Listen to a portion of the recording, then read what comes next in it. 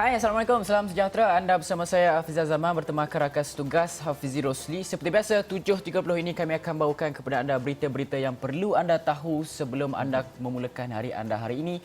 Dan untuk itu, kita nak mulakan dengan berita mengenai COVID-19 yang mana semalam Kementerian Kesihatan Malaysia melalui Ketua Pengarahnya, Dr. Noor Hisham, menyatakan bahawa Malaysia kembali mencatatkan angka 2 digit, iaitu peningkatan yang boleh dikatakan agak banyak daripada satu angka kemarin dulu. Lepas tu sekarang ni dah ada 21 kes pula, peningkatan yang sangat tinggi, yang mana kalau kita lihat menjadikan jumlah keseluruhannya adalah sebanyak 9,023 kes setakat ini di Malaysia. Dan kata Datuk Dr. Noor Hisham, 15 kes terbabit adalah kes import yang mendapat jangkitan di luar negara melibatkan warga Malaysia.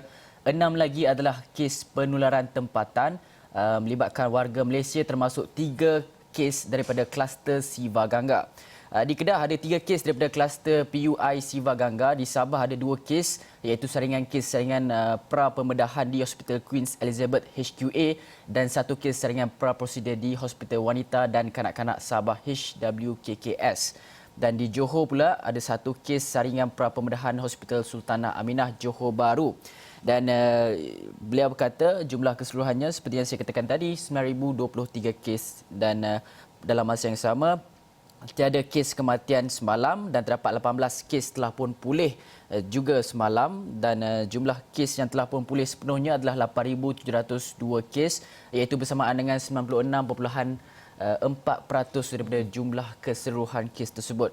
Dan dalam pada itu, tiada kes, 2 kes dirawat di unit rawatan rapi. Tersasul saya hari ini, Pak Hafizi. Betul. Unit rawatan rapi, ICU, 2 kes semalam. Dan tiada kes yang memerlukan bantuan pernafasan setakat ini. Itu adalah perkembangan mengenai COVID-19 di Malaysia. Baik, dan seterusnya kalau kita lihat kepada peningkatan kes daripada hari ke hari, daripada minggu ke minggu sejak kebelakangan ini, dan ia adalah wujud daripada kluster-kluster yang telah pun dikenal pasti sendiri oleh KKM sendiri. Dan antara kluster yang mempunyai banyak kes ataupun mencatatkan lebih daripada 20 kes adalah kluster Siva Gangga di Kedah, dan di mana sehingga semalam 3 lagi kes baru telah pun dikesan, dan ia menjadikan 24 kes telah pun dicatatkan bagi kluster Siva Gangga itu. Dan kata Ketua Pengarah Kesihatan Datuk Dr. Noor Hisham Abdullah ketika ataupun melalui kenyataan media yang telah pun dikeluarkan sendiri, beliau mengatakan hasil saringan 754 kes disahkan negatif, manakala 869 lagi sedang menunggu keputusan.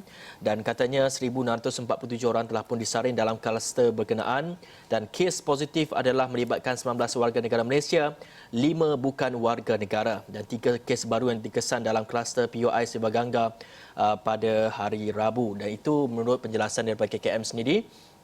Dan jelasnya lagi, ketiga-tiga kes baru tersebut telah pun dikenal pasti melalui saringan kontak rapat kes positif kluster berkenaan. Dan anda dapat saksikan di paparan skrin anda, ini laporannya. Untuk details anda boleh saksikan laporan ini. Dan pada pukul 8.30 pagi kita akan bawakan mengenai update terkini bagaimana agaknya situasi keadaan di Kedah, ataupun kalau kita nak lebih spesifik di daerah-daerah di Padang Terap dan juga di Napoh sebagai contohnya. Kita bawakan salah seorang penduduk di kampung berkenaan, di mana telah pun dikuatkuasakan perintah kawalan pergerakan, diperketatkan pentadbiran PKPD Temco. Dan kita akan bawakan mengenai situasi berkenaan dalam 8.30 pagi sekejap lagi. Ya, betul, dan itu betul. melihat kepada situasi COVID-19 di negara kita, Fizi. Ya, dan melihat kepada situasi kluster Siva Gangga ni, ada beberapa perkara yang boleh kita belajar sebenarnya, iaitu hanya disebabkan oleh seorang individu yang menyebabkan kewujudan kluster ini sehinggalah lebih daripada 20 orang telah pun dijangkiti COVID-19. Antara perkara yang kita boleh belajar adalah patuhi perintah kuarantin yang dikenakan kepada anda sekiranya anda berpulang daripada luar negara.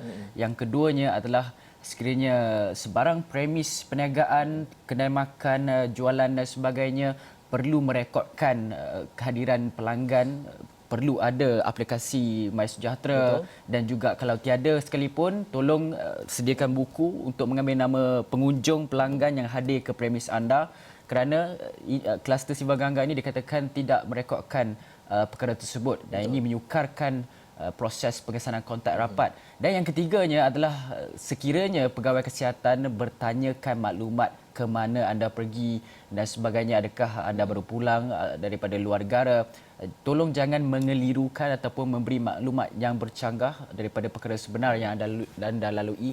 Ini adalah perkara-perkara yang boleh kita belajar daripada kluster Siva Gangga ini, kerana Kedah boleh dikatakan telah pun mencapai zon hijau, kemudian terpaksa pergi kepada zon kuning pula disebabkan oleh satu individu ini sahaja. Okey, baiklah, dalam masa yang sama juga kita nak beralih kepada satu perkara lain yang mana kalau kita lihat sejak daripada COVID-19 ini melanda, banyak peluang-peluang pekerjaan dan sebagainya terpaksa orang ramai hadapi. Peluang pekerjaan itu berkurangan, ada orang kena buang kerja, ada yang menantikan dibuang kerja dan sebagainya. Ini menyebabkan ketidaktentuan pelbagai pihak, yang mana kalau kita lihat semalam terdapat satu kes polis klasifikasikannya sebagai mati mengejut, yang mana ia tidak melibatkan sebarang kes jenayah.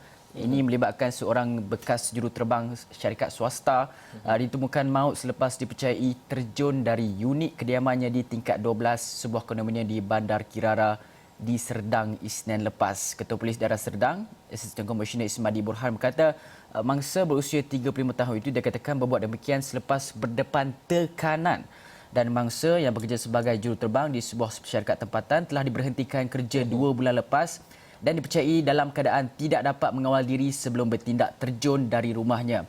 Tambah Ismadi, pemeriksaan di sekitar kawasan berkenaan dan juga fizikal mangsa tiada menjumpai kesan mencurigakan atau berunsur jenayah, dan polis turut meminta supaya orang ramai tidak membuat sebarang komen yang boleh mengganggu siasatan dan mengguris hati keluarga. Dan kes ini diklasifikasikan sebagai kes mengejut, dan menurut daripada kenyataan polis ini, dan saya sudah pasti bukan sahaja seorang individu ini yang menerima tekanan begitu besar, tapi ramai juga rakyat Malaysia yang menghadapi tekanan yang sama disebabkan krisis COVID-19, kehilangan pekerjaan, tidak dapat membawa makanan letak di meja untuk anak-anak, isteri dan sebagainya.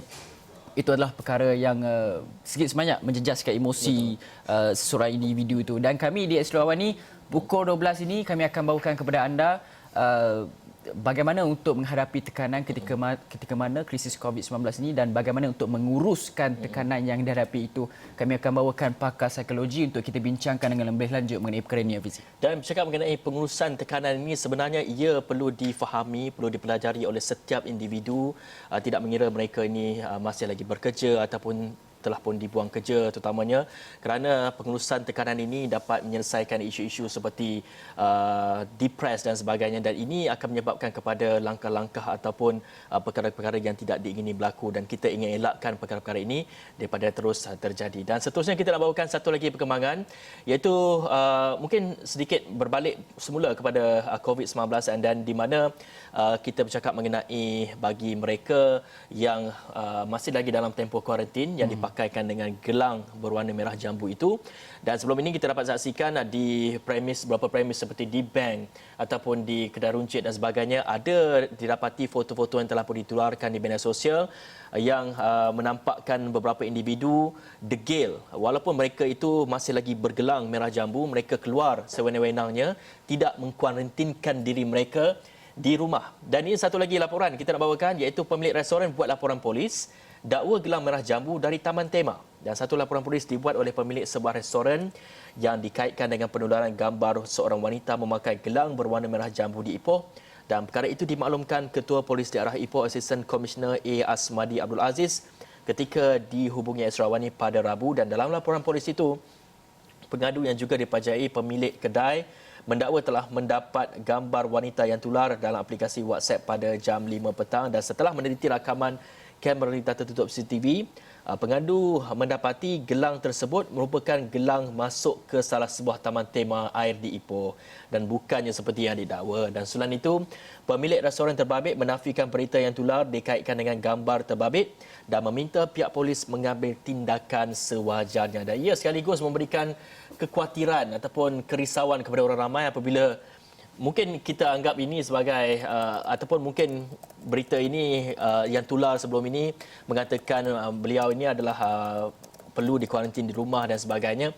Namun apa yang dijelaskan oleh polis adalah ia sebenarnya gelang merah jambu dari Taman Tema, dan tindakan awal yang diambil oleh pemilik kedai ini adalah satu tindakan yang baik kerana mungkin untuk mengelakkan daripada kedai berkenaan tidak dikunjungi oleh pengunjung-pengunjung.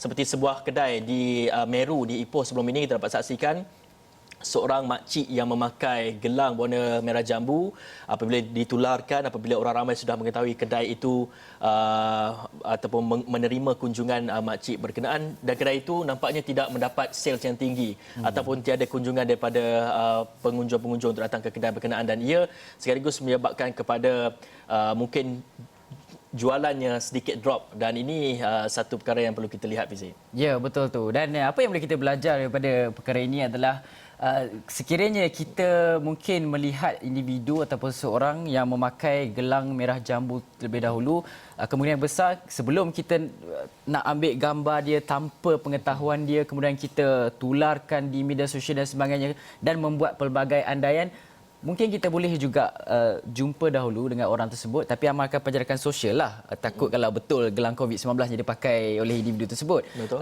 Tanya dulu sama ada anda masih dalam perintah kuarantin ataupun tidak.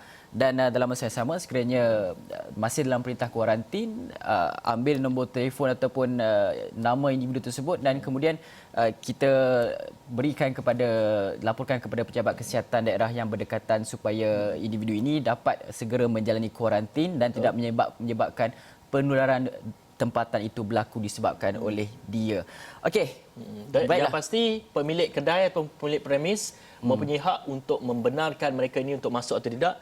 Jadi segala penapisan itu perlu ataupun saringan itu perlu dilakukan oleh pemilik premis sendiri untuk kita mengelakkan daripada mungkin ada kluster-kluster yang baru, dan juga mungkin kedai anda akan diboikot sekiranya anda menerima pengunjung-pengunjung daripada mereka yang sepatutnya dikuarantin di rumah ini, Fizi. Ya, ini adalah masa untuk kita jaga kita ya, Fizi. Sama-samalah kita menjaga keselamatan kita, tapi periksa terlebih dahulu.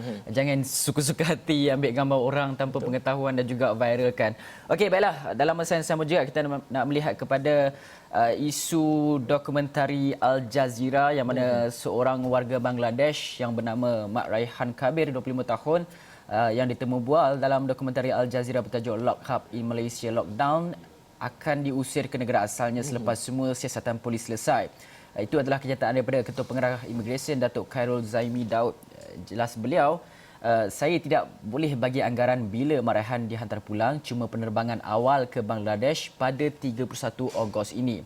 Mak Raihan ditahan di Setapak, KL 24 Julai lepas oleh Jabatan Imigresen selepas memohon orang ramai untuk menjejaki individu berkenaan yang muncul dalam dokumentari Al Jazeera. Dan menerusi dokumentari itu, Mak Raihan membuat kenyataan berhubung layanan pihak berkuasa Malaysia kepada pendatang tanpa izin ketika negara melaksanakan perintah kawalan pergerakan PKP bagi membantras penularan COVID-19. Kata Khairul Zaimi sekali lagi menegaskan bahawa pas lawatan kerja Mak Raihan yang sudah ditamatkan dan disenarai hitamkan daripada memasuki negara ini selama-lamanya. Jadi perkembangan ini sebenarnya sangat menarik untuk kita ikuti. Kerana apa? Kerana ada setengah pihak memberikan sokongan kepada apa yang dilaksanakan ataupun apa yang hukuman diberikan oleh pihak berkuasa Malaysia kepada Mak Raihan selepas kenyataan yang dikatakan sebenarnya tidak benar pun apa yang diberikan kenyataan Mak Raihan kepada Al Jazeera itu. Dan ada sebelah pihak pula lagi menyatakan kebimbangan sekiranya tindakan ataupun hukuman yang diberikan kepada Mak Raihan ini satu tindakan yang agak terlampau keras, orang kata agak berat untuk seseorang itu diusir keluar selama-lamanya daripada negara ini disebabkan oleh kenyataan kritikan kepada tindakan pihak berkuasa Malaysia. Yang mana kalau kita lihat apa yang membimbangkan adalah takut jika ia memberi gambaran buruk kepada layanan warga asing di Malaysia ini dan sekaligus membuatkan mereka takut untuk bersuara sekiranya terdapat isu-isu yang lain di Malaysia. Itu adalah satu pihak dan tapi saya lihat kebanyakan rakyat Malaysia menyokonglah tindakan pihak berkuasa Malaysia ini kerana kita fahamlah apabila anda datang ke Malaysia untuk bekerja, mencari makan di sini, tapi dalam masa yang sama anda melihat satu perkara, hanya dengan melihat satu perkara itu yang terjadi kepada rakan anda terus membuat kenyataan yang begitu orang kata mengguris hati rakyat Malaysia itu, yang mana menyebabkan kemarahan orang ramai, dan saya harap ini adalah perkara yang boleh kita selesaikan kerana ia melibatkan dua buah negara, Malaysia dan juga Bangladesh itu, dan yang mana kalau kita lihat perkembangannya, saya rasa peringkat hubungan diplomatik antara negara adalah okey, tak ada masalah. Malah kedutaan Bangladesh di Malaysia juga telah pun mengeluarkan kenyataan bahawa layanan Malaysia kepada warga Bangladesh di sini adalah sangat baik dan tiada masalah. Hanya melibatkan seorang individu ini tidak menggambarkan ataupun tidak mencerminkan keseluruhannya. Jadi komen-komen sebegini sebenarnya memberikan impak negatif kepada negara kita. Dalam kita ataupun dalam kerajaan dan juga kementerian melalui jawatan pengarah melalui Jabatan Kesihatan Malaysia sendiri mengawal selia ataupun menguruskan COVID-19 negara kita, yang kita lihat sebagai satu pencapaian yang amat baik sekali. Namun apabila adanya komen-komen sebegini, ia seperti menampakkan kesan negatif ataupun memberikan kesan negatif kepada seluruh negara kita yang sebenarnya sama-sama kita berperang menentang COVID-19 ini, dan individu berkenaan dipercayai telah pun memburukkan usaha yang telah pun dijalankan oleh semua warga negara Malaysia, termasuk oleh pihak kerajaan dan juga termasuk rakyat Malaysia sendiri. Dan itu melihat kepada perkembangan mengenai penyiasatan terhadap dokumentari Al Jazeera ini. Dan mungkin kita akan berehat dulu seketika, Fizi. Ya, kita akan berehat dahulu seketika. Kita akan kembali selepas ini dengan berita laporan politik sedikit di dalam Malaysia. Kemudian kita akan pergi kepada isu ataupun perkembangan letupan di Lubnan.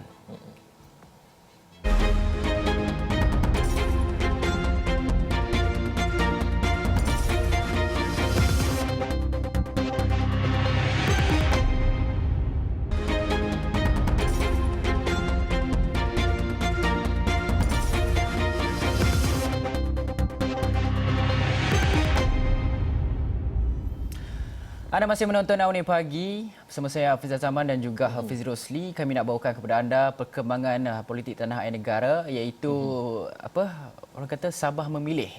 Kita tahu pilihan raya negeri Sabah yang semakin hangat dirasai. Kita nak melihat kepada kehadiran Presiden UMNO Datuk Seri Ahmad Zahid Hamidi ke negeri tersebut lewat petang semalam. Selain Ahli Parlimen Bahagian Datuk itu, turut kelihatan juga Setiausaha Agung UMNO Datuk Seri Ahmad Maslan dan Ahli Majlis Tertinggi UMNO Tan Sri Anwar Musa. Rombongan pemimpin pusat itu tiba di Kota Kinabalu 7.20 petang, disambut dengan pengerusi Perhubungan UMNO Sabah Datuk Seri Bong Mokhtar Radin.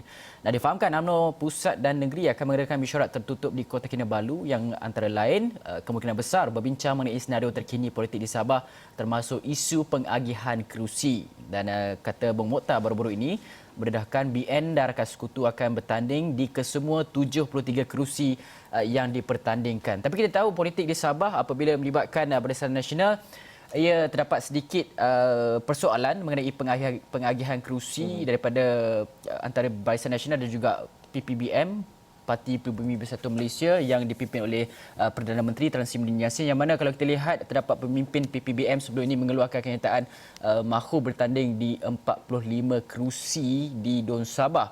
Tetapi kenyataan itu diselar oleh beberapa pemimpin UMNO seperti Syahril Hamdan yang menyatakan bahawa jangan mimpilah UMNO Barisan Nasional nak memberikan kerusi sebanyak 45 kerusi, sedangkan PPBM itu baru parti yang baru saja ditubuhkan, dan UMNO telah dan juga Barisan Nasional telah pun lama bertapak di Sabah, dan itu adalah yang menjadi persoalan yang kami akan bawakan kepada anda dalam buletin audio dan juga astro.com untuk kita saksikan perkembangan politik di Sabah. Dan satu lagi pihak pula menyatakan bahawa terdapat perkembangan berkaitan dengan Pakatan Harapan di Sabah, iaitu Angkatan Muda Keadilan AMK Sabah menolak cadangan pihak tertentu supaya calon parti itu bertanding menggunakan logo Parti Warisan Sabah Warisan pada PRN negeri itu.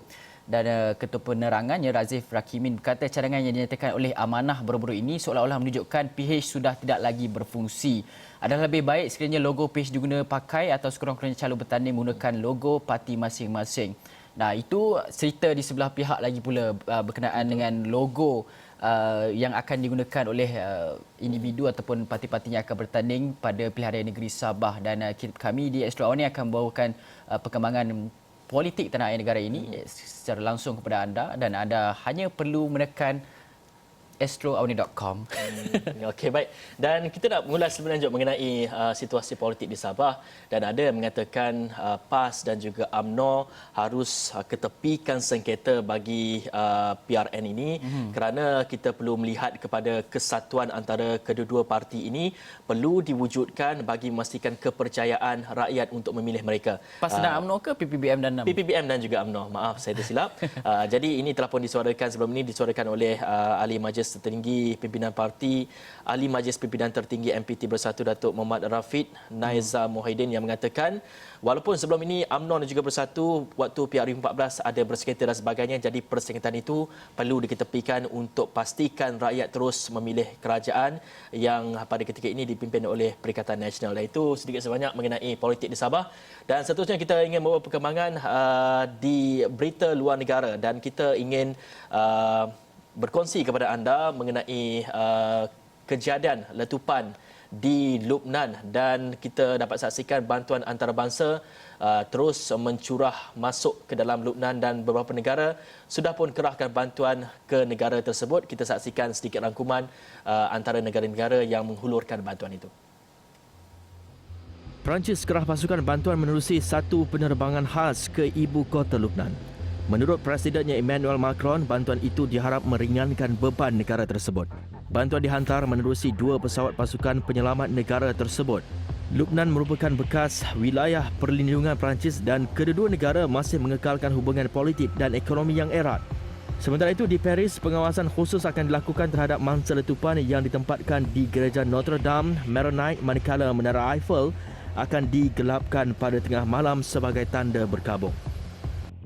Pertubuhan Kesihatan Sedunia dan Palang Merah Antarabangsa zahir kerjasama dengan Kerajaan Emirat Arab Bersatu UAE dengan mengirim bekalan bantuan ke Beirut dari Dubai. Bekalan itu digunakan untuk merawat mangsa yang cedera ekoran terkena serpihan kaca susulan letupan itu. Bantuan itu susulan permintaan Menteri Kesihatan Lubnan. UAE turut menghantar 30 tan bekalan perubatan ke Lubnan. Britain sedia pakej sokongan kemanusiaan berjumlah $6.6 juta untuk Lubnan. Setiausaha luarnya Dominic Raab berkata, pasukan mencari dan menyelamat serta pakar perubatan turut dihantar dalam misi bantuan itu. Selain itu, bantuan kapal tentera laut diraja Britain juga akan digerahkan bagi membantu menilai kerosakan di pelabuhan Beirut akibat letupan terbabit. Raab turut menzahirkan untuk membantu melakukan siasatan penuh, teliti dan ketat terhadap letupan itu bagi mencari pihak yang bertanggungjawab. Iran tidak ketinggalan kerah bantuan kemanusiaan ke Lubnan. Antara bantuan yang disalurkan termasuk makanan, kelengkapan perubatan, doktor dan petugas kesihatan bagi membantu mereka yang terjejas. Okey, terus.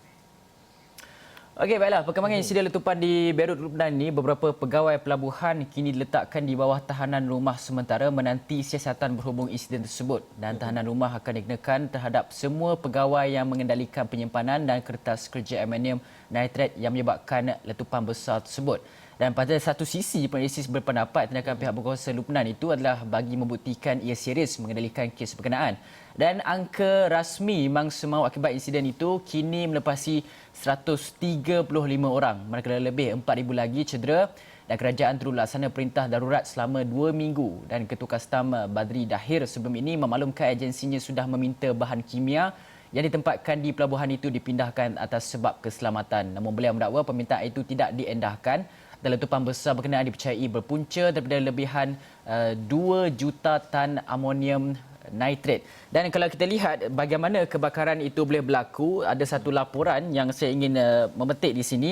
Letupan itu berpunca daripada percikan api hasil aktiviti mengimpal pintu gudang. Dan laporan daripada Mira melaporkan, laporan stesen televisyen Lubnan LBCI menyatakan bahawa siasatan awam mendapati letupan itu berlaku selepas tercetusnya api hasil aktiviti kimpalan. Katanya seorang dikatakan mengimpal lubang kecil pada pintu gudang untuk mengelakkan kejadian curi di situ berlaku.